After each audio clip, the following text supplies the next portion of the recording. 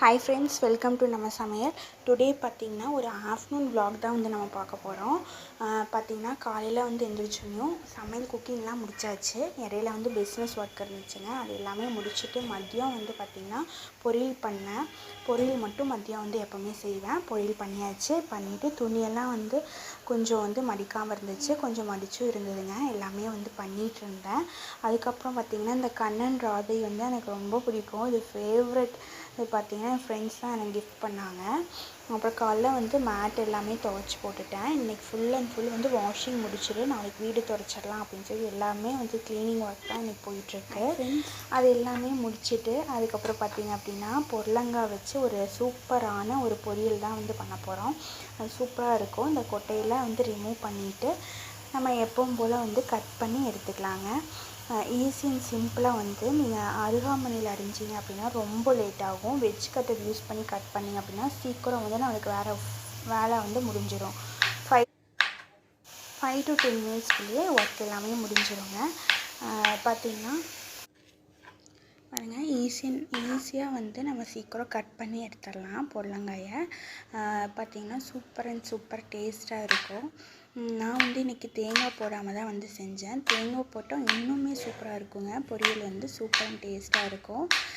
எனக்கு வந்து இந்த மாதிரி வெஜ் கட்டர் யூஸ் பண்ணி கட் பண்ணுறது தான் ரொம்ப பிடிக்கும். பார்த்திங்கன்னா இதுதான் வந்து சீக்கிரம் உங்களுக்கு வேலையும் முடிஞ்சிடும். ஃபுல்லாக கட் பண்ணி வச்சுட்டு பார்த்திங்கன்னா பொடலங்காய் வந்து பார்த்திங்கன்னா எல்லாமே வந்து கட்சி இப்போ நம்ம தாளிச்சது எல்லாமே கட் பண்ணி எடுத்தாச்சு.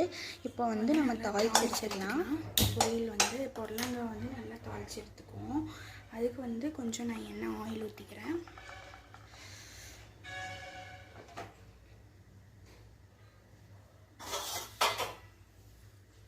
எண்ணெய் காஞ்சோன்னும் கடுகு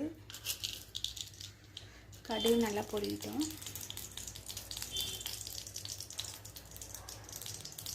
அப்படியே நம்ம கடலைப்பருப்பு கொஞ்சம் போட்டுக்கலாம்.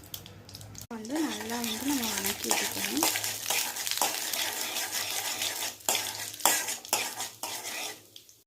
வெங்காயம் கருவேப்பிலை போட்டுக்கலாம். நான் வந்து மிளகா எதுவுமே யூஸ் பண்ணல.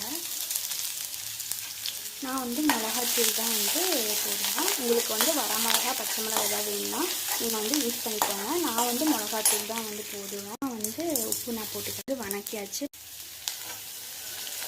காய் வந்து போட்டு நல்லா வணக்கி நான் வந்து இதில் வந்து கொஞ்சமாக யூஸ் பண்ணிக்கலாம். போதும் விட்டாச்சு. இப்போ தண்ணி கொஞ்சம் ஆட் பண்ணி நல்லா வேகிற டைம்லேயே கொஞ்சம் உப்பு பத்தலைனாலும் வந்து நல்லாவே வெந்ததில் இஞ்சதுக்கப்புறம் மாற்றி பாய். அவ்வளோதான், தண்ணி இஞ்சி சட்னா முடிஞ்சிச்சு. கண்டிப்பாக நம்ம சேனல் லைக்